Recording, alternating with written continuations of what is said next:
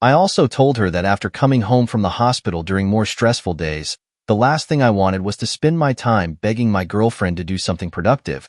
So I held my tongue and settled as she was still nice and caring. I had no other reasons to end it, and so the resentment grew worse from then on.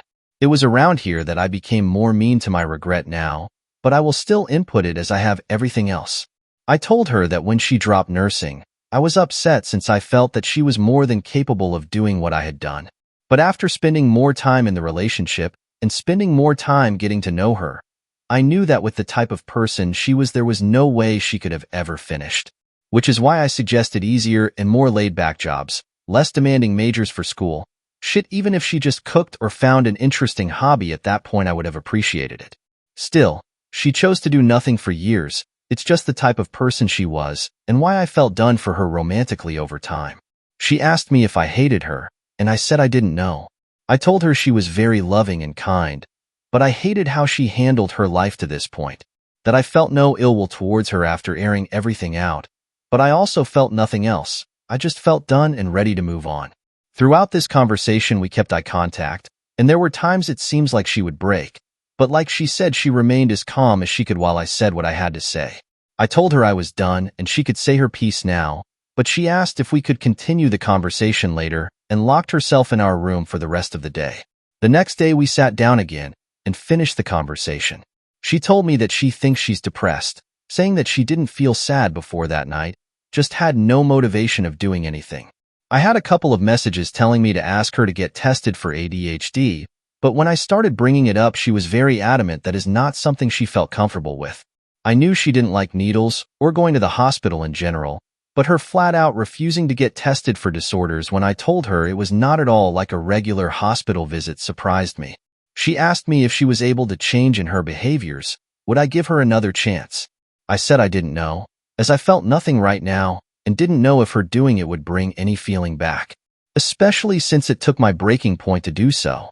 She asked if there was any compromise, and I told her again, if in a month I felt like there was enough reason to stay together, I would, but that there was no guarantee that my feelings would return, but I would match any effort she also put out.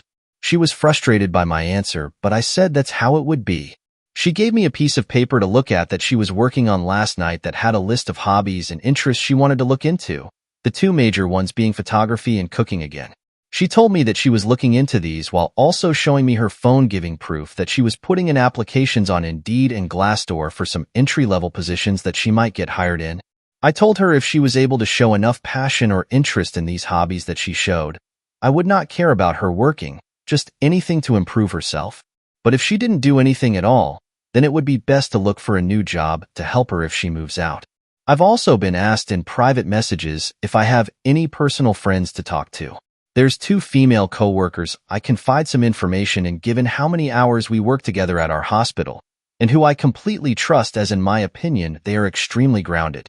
They both said I would eventually get love-bombed, and this would all go back to how it once was, and that I needed to stand firm with moving on. They're very helpful friends who have even offered to let me stay over for a few nights, giving the reason that I would fall for her manipulation if I continued being anywhere near her, in their own words. But it didn't feel right since I'm still technically in a relationship, but I said I would consider it if the situation worsened. But again, I find them grounded, so I always try to take their advice to heart. Despite numerous messages from you all privately or openly telling me that this will be a mistake, I want to make the attempt to give this one last try. Though I feel heavily closed and guarded and still feel indifferent with our current situation. But a lot of you have told me this can eventually change with enough work from both parties. I have also taken the advice of those saying to cut off sex, which was my intention from the start anyway, by continuing to sleep in the living room. But each day she has been sleeping on the floor right below me, even when I tell her I'd rather be alone with my thoughts, telling me this is something she would not accept. But that's everything so far. Next update will probably be at the month mark, as there's nothing else I feel like I need to say for now, just waiting to see if things can get better now that we're working on this somewhat.